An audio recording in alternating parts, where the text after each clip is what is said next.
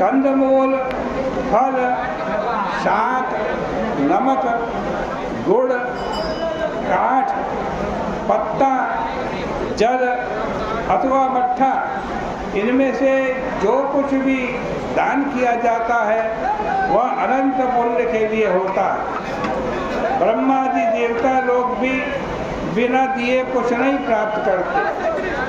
जो व्यक्ति दान नहीं करता वो दरिद्री होता है और दरिद्री होने के कारण पाप करता है और पाप से अवश्य ही नरक में जाता है। इसलिए सुख व कल्याण चाहने वाले को दान अवश्य करना चाहिए। इस प्रकार सभी साधनों से संपन्न घर के ऊपर यदि छाया न हो तो वह सुशोभित नहीं होता।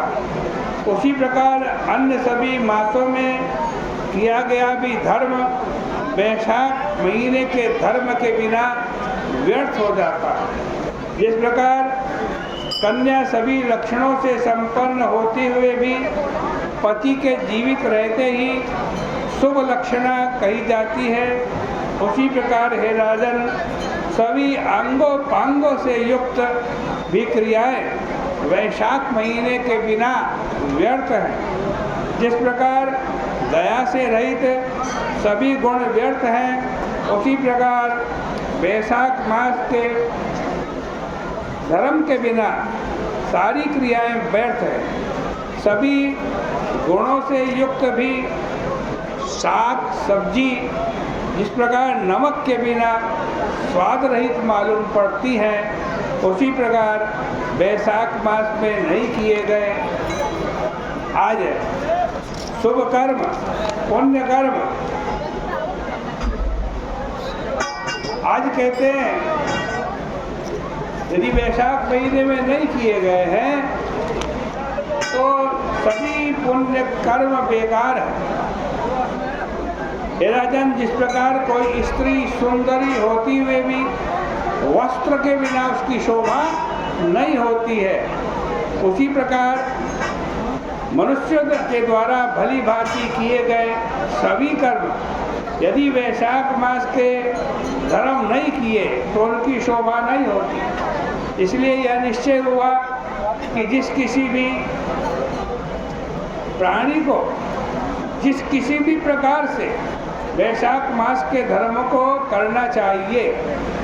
जब तक मेष राशि पर सूर्य रहे तब तक श्री विष्णु भगवान के उद्देश्य से प्रातःकाल स्नान करके श्री विष्णु भगवान की पूजा एवं उनके उद्देश्य से यज्ञ आदि करना चाहिए, नहीं तो नरक में जाना पड़ता है।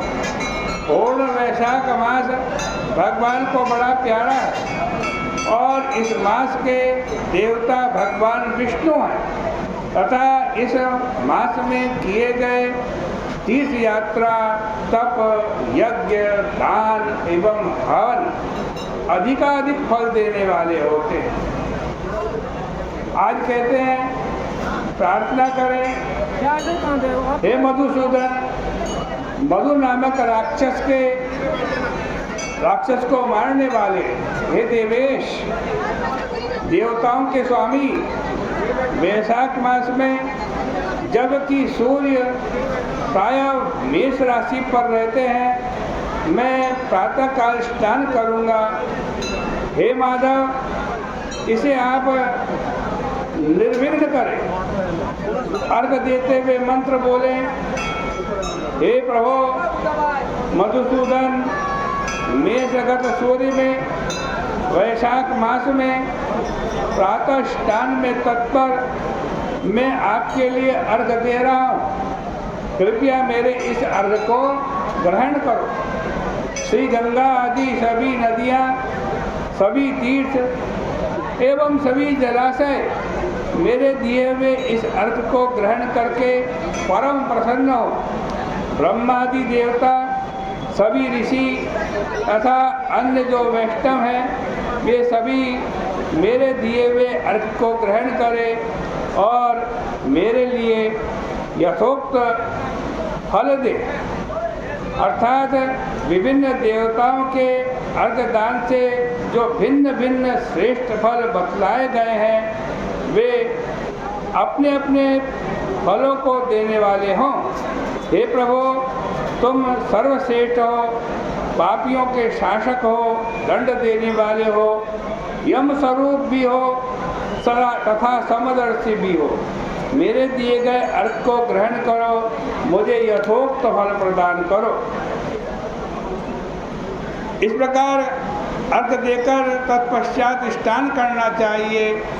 इसके बाद 2 वस्त्र, धोती, गमछा, दुपट्टा पहनकर भली भांति सभी कर्मों को करके वैशाख मास में उत्पन्न होने वाले फूलों से भगवान विष्णु की पूजा करके इस वैशाख मास की प्रशंसा करने वाली विष्णु भगवान की दिव्य वैशाख महात्म्य कथा को सुनकर मनुष्य करोड़ों जन्मों में एकत्रित किए गए पापों से छुटकारा पाकर के मोक्ष को प्राप्त करता है।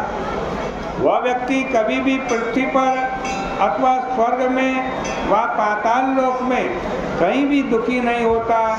वह व्यक्ति कभी भी गर्भ में नहीं आता, न माता का स्तन पीने का उसे अवसर प्राप्त होता है जो वैशाख महीने में स्नान करता है और दान करता है। वैशाख मास में कांसे के बर्तन में जो भोजन करता है, उत्तम कथाओं को सुनता है तथा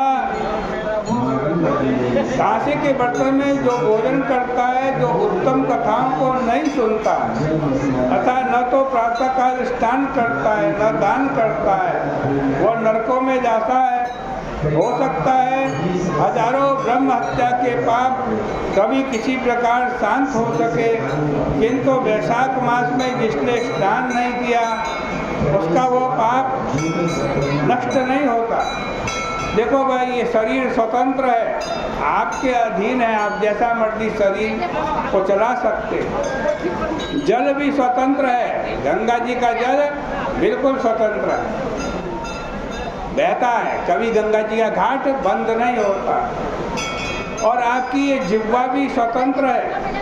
ऐसी स्थिति में स्वतंत्र शरीर से, स्वतंत्र जल से, स्वतंत्र जिह्वा से आज स्वतंत्र शरीर से स्वतंत्र जल में स्नान करें और स्वतंत्र जिह्वा से हरि हरि ये 2 अक्षरों का उच्चारण करने योग्य है।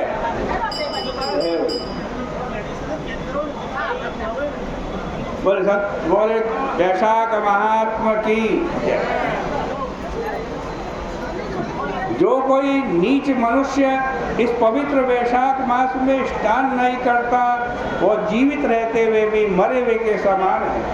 वैशाख मास में भगवान विष्णु की पूजा जिस किसी भी फूल से जो व्यक्ति नहीं करता, वो मूढ़ सुअर योनि में पैदा होता है। और जो भगवान विष्णु के प्रिय वैशाख मास में तुलसी के पत्तों से विष्णु भगवान का पूजन करता है, वह इस लोक में सार्वभौम होकर करोड़ों जन्म तक सुख भोग भोगता है और अंत में अपने करोड़ों पूर्वजों व वंशों के साथ भगवान विष्णु की सायुज्य मुक्ति को प्राप्त करता है। इस प्रकार से श्री स्कंद पुराणे